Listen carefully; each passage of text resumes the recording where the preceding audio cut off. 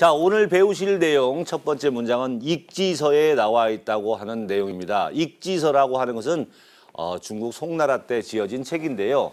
지혜를 더해주는 책이다. 자, 그래서 익지서 하면 지혜가 더해진다 하는 책입니다. 이 글서자는 서책이라고 해서 책이라고 봐야 되겠죠? 자, 그러면 저 익자를 한번 보겠습니다. 익자는요, 지금은 이렇게 씁니다. 이렇게 쓰는데요. 이 윗부분을 보면요.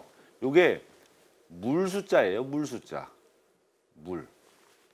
물이고 밑에가 그릇 명자거든요. 그릇입니다. 이렇게 생긴 그릇이에요. 이렇게 다리까지 딱 달려있는 멋진 그릇인데요. 이 그릇에 물을 붓는 거죠. 물을 더하는 겁니다. 물을 더하면 콸콸콸콸 채워서 가득 채워진다, 더해준다 라고 하는 뜻으로 더할 익자가 된 거예요. 그러면 여기에 다시 또 삼수가 또 들어가는 게 있어요. 이것은 물을 그릇에 부어서 물이 넘쳐 흘렀죠. 그래서 넘칠 일자입니다. 해일이라고 하죠. 해일.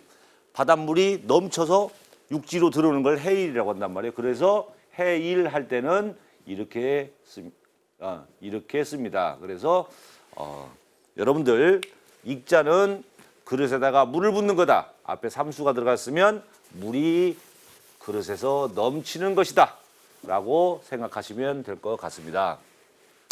자, 그 익지서에 이르기를 악관이 양만이면 천필주진이라 그랬습니다.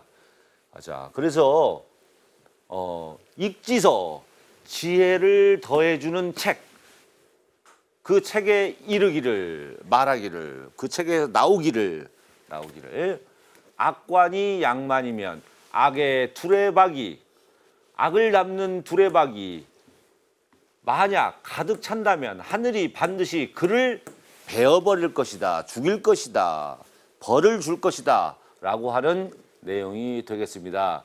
자, 그래서 보면 악관이라는 말이 나오죠. 악관. 여기서 관자는 두레박 관자인데요. 두레박이 이렇게 생겼다면 제가 어렸을 때도 이게 본 기억이 납니다. 이렇게 가운데 있으면 여기 끈을 묶어서 우물에다가 빠뜨리죠. 빠뜨리면 이게 탁 넘어져서 물이 담아지면 건져 올리는 두레박이에요.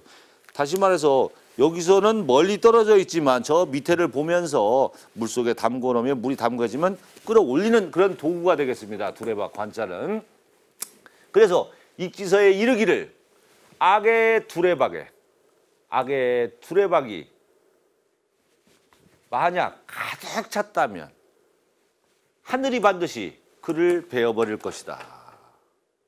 그럼 악의 두레박이라는 게 우리가 피상적으로 생각했을 때 그냥 악을 담는 두레박이다라고 생각할 수 있지만 여러분들이 생각하시는 악의 두레박과는 좀 다른 게 뭐냐면 옛날 중국 민간 신앙에서는 조왕신이라고 하는 신을 섬겼습니다. 이 조왕신은 중국에서 섬기는 신들인데요. 위로는 천자, 다시 말해서 황제로부터 아래로는 서민, 민간인들까지 섬기는 그런 신이었습니다. 이 부엌을 담당하는 신이다 해서 조왕신이라고 말을 하는데요. 이 조왕신은 남신과 여신으로 나눠져 있다고 합니다. 이들의 역할은 평소 한 집안의 일상생활들을 모두 기록을 하는 거예요. 모두 기록을 다 해놨다가 선의 두레박과 악의 두레박에 따로따로 모아두는 거죠. 착한 일을 하면 착한 일 하나, 악한 일을 하면 악한 두레박에 하나 모아두는 거예요. 이렇게 모아두었다가 착한 일을 많이 하면 착한 두레박에 가득 차고 악한 일을 많이 하면 악의 두레박에 악이 가득 차게 됩니다. 이렇게 되면 그 해의 마지막인 섣달 12월에 한 번씩 하늘로 올라가서 옥황상제에게 보고를 드렸다고 합니다. 옥황상제는 그들 조왕신이 갖고 온 두레박을 보고 만일 선의 두레박이 가득 차 있으면 복을 내리고 또 악의 두레박이 가득 차 있으면 화를 내렸다고 합니다. 이게 바로 아까 배우신 악관이 되겠습니다. 그래서 악의 두레박이라고 하는 것은 조왕신이 기록한 악의 두레박, 모아둔 악의 두레박이라고 생각하시면 되겠습니다. 그래서 일반적으로 그냥 그런 내용을 모르고 이걸 풀이하다 보면 악이 많이 쌓였다라고만 생각하는데 그런 재밌는 내용이 있다는 거 여러분들 기억하시기 바라겠습니다. 송나라 때 쓰여진 익지서라는 글에 이런 말이 나옵니다.